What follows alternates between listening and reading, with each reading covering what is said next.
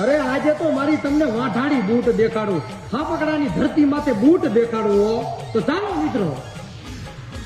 ત્યાં ઈ માં ભગવતી બૂટ ભવાની કહેવાય કે હાપકડાની ધરતી કહેવાય કે આખું ઝાલાવાડજીનું કહેવાય કે નામ લઈ અને ઉજળું હોય. ભલા માણસો ઈ આપણી આ ઝાલાવાડની ભૂમિ અને એમાં હાપકડા ગામ અને આમાં ભગવતી વાઢાડી બૂટ કહેવાય. ભલા માણસ જ્યાં કહેવાય કે હાપકડા ગામની ધરતી માથે બૂટ ભલાને બેસરાજીની જ્યાં જન્મભૂમિ હોય અને એ અમારી ઝાલાવાડની ભૂમિમાં છે.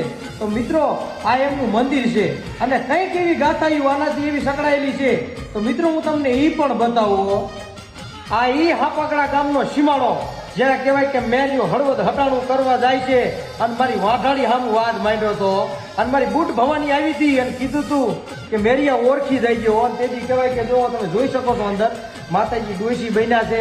મેરિયાએ ના પાડી પછી 16 વર્ષની સુંદરી બન્યા અને મેરિયો ભાન ભૂલ્યો ભલામણા હાથ લાંબો કરવા જાય ને આને કહેવાય વાઢાડી પ્રગટ થઈ ભલામણા રંગે રંગમાં કહેવાય કે આમ તો અગ્નિ વર્તીથી તમે જોઈ શકો છો મિત્રો. મેરિયા જેથી ઓળખી નહોતો હોય તો આ ઈ હાપકડાની ભૂમિ છે મિત્રો, તમે જોઈ શકો છો. તો મિત્રો આવા જ વિડીયો જોવા માટે મને ફોલો કરી લેજો અને વિડીયોને જેમ બને એમ શેર કરી નાખજો. હાલ